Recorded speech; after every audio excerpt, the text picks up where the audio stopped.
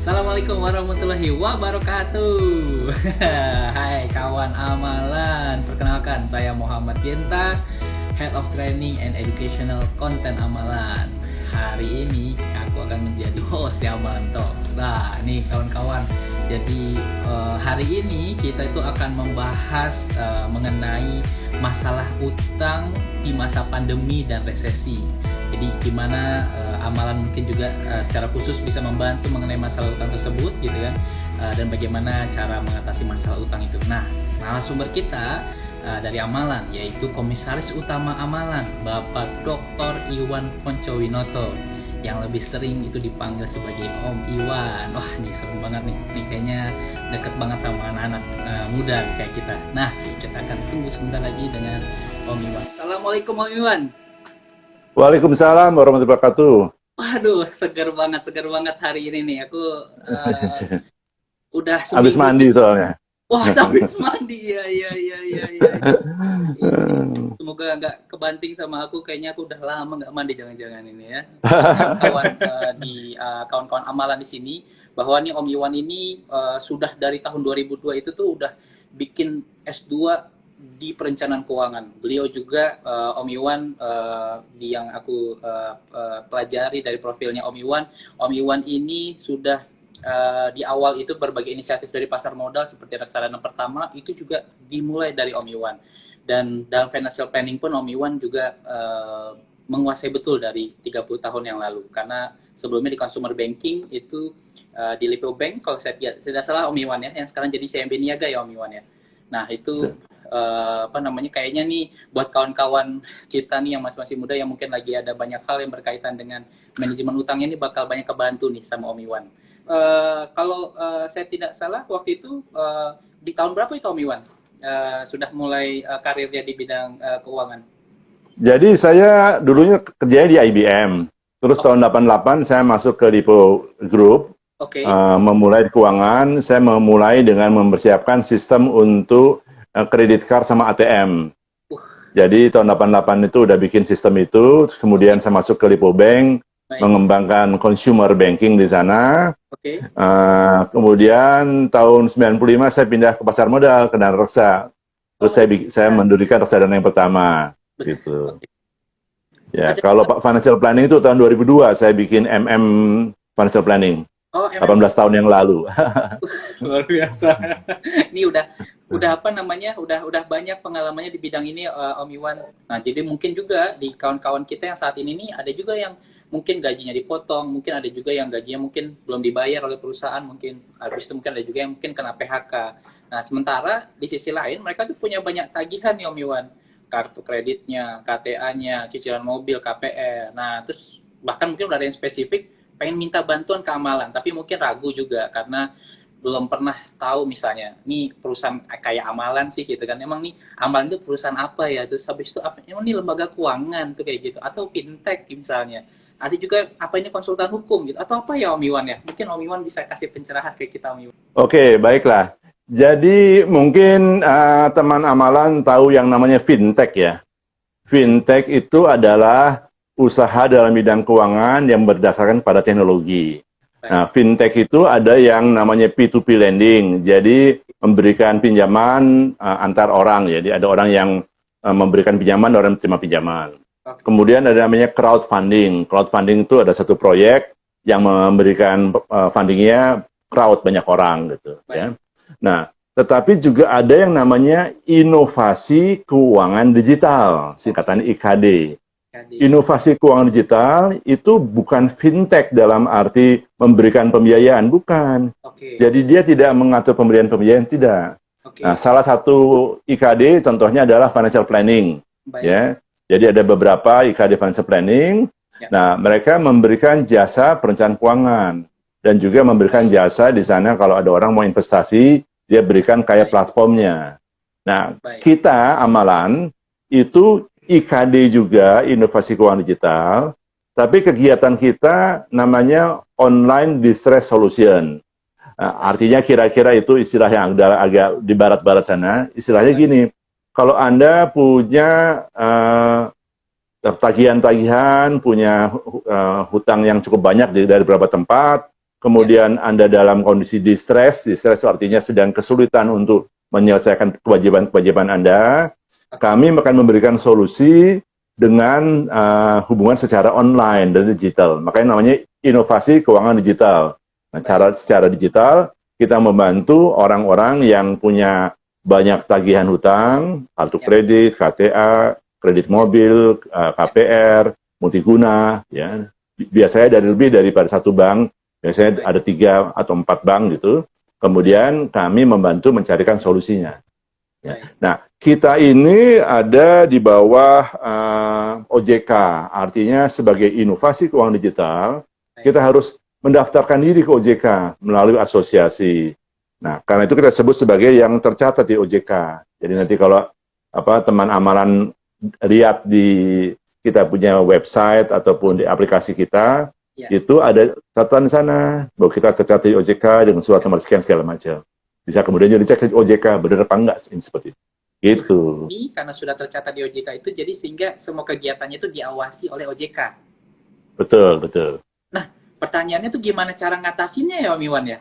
Membantu mengatasi masalah. Ini ya, kita ngomong kartu kredit, KTA, kredit mobil, kredit KPR, multiguna, itu dari perbankan dan ada beberapa dari leasing company, ya, lembaga keuangan.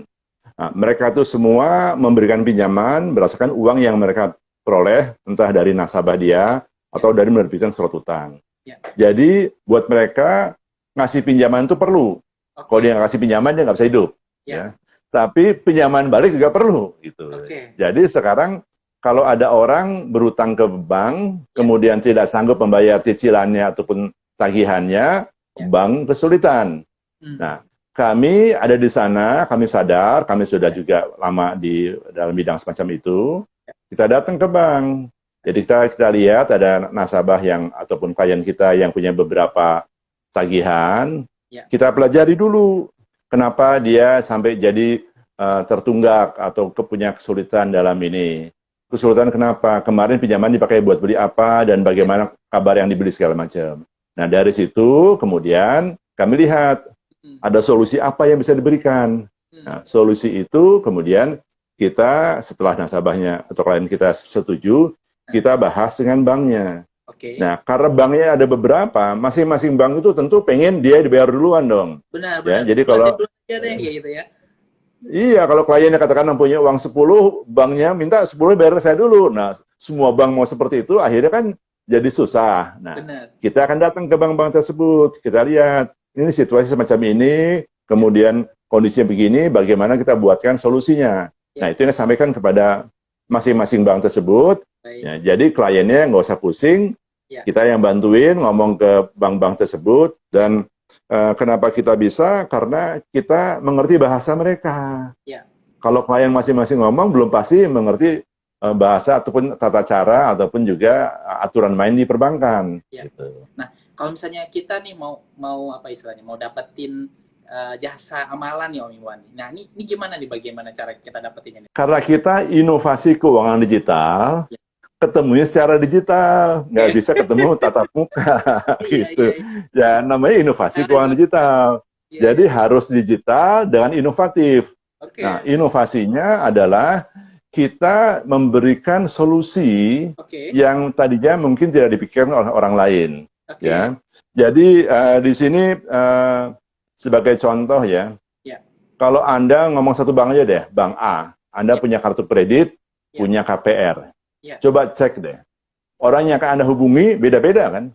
Anda datang ke customer service di bank saja, di kantor cabangnya bank, Anda bawa kartu kredit Anda, dia nggak melayani Anda langsung, dia angkat telepon, dia telepon orang di kartu kredit.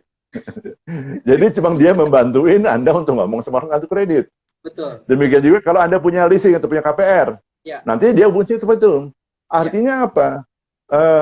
Anda nggak bisa langsung dapat solusi, apalagi kalau ini 2-3 tempat, ya. Ada kartu kredit, ada KPR, ada kredit leasing mobil, banknya sama gitu.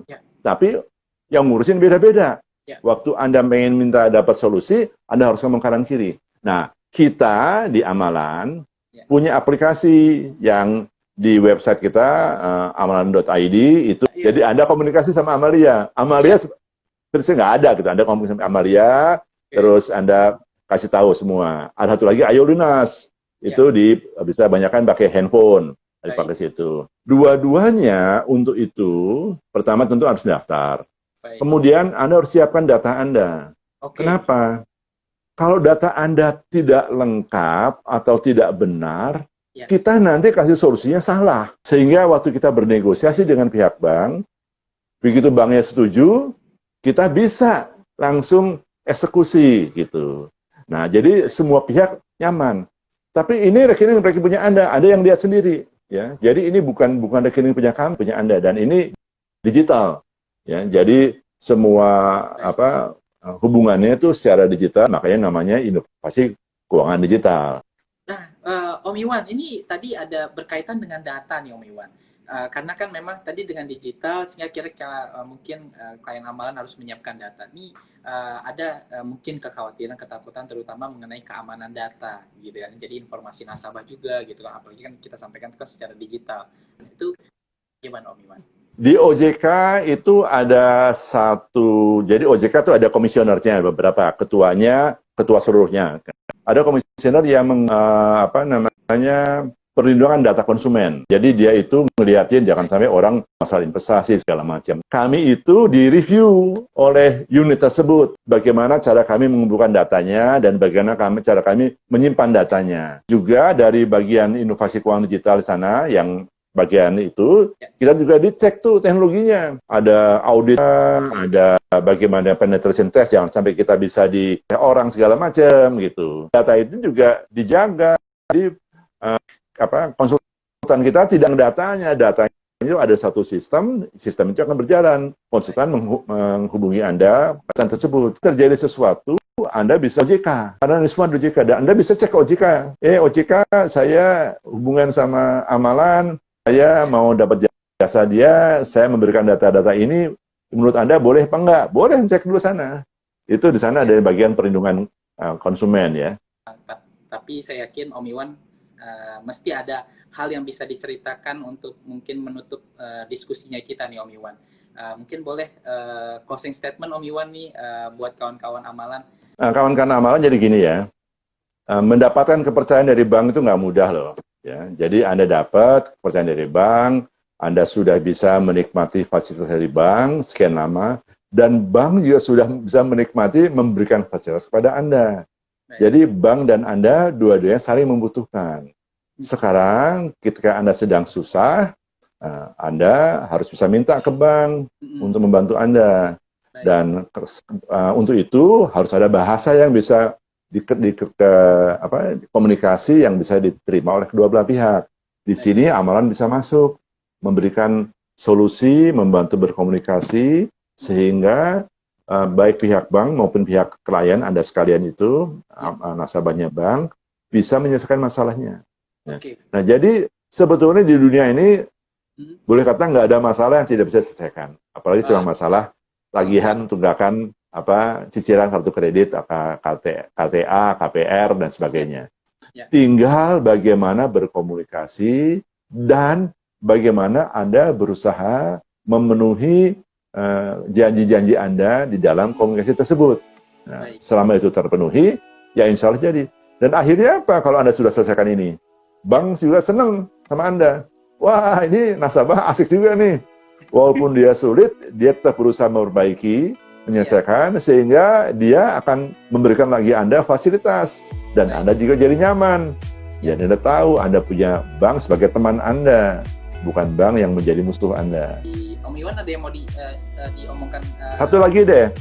Boleh. Buat yang masuknya belakangan, nanti kan ini mau diposting di IGTV ya kita ya. Kepoin lagi, simak lagi, itu di IG Live-nya Amalan, ikutin lagi di sana. Ya. Oke. Mantap. Terima kasih Om Iwan. Oke. Terima kasih, sampai ketemu lagi. Ya. Bye. Bye. Assalamualaikum. Season 2. Waalaikumsalam warahmatullahi wabarakatuh.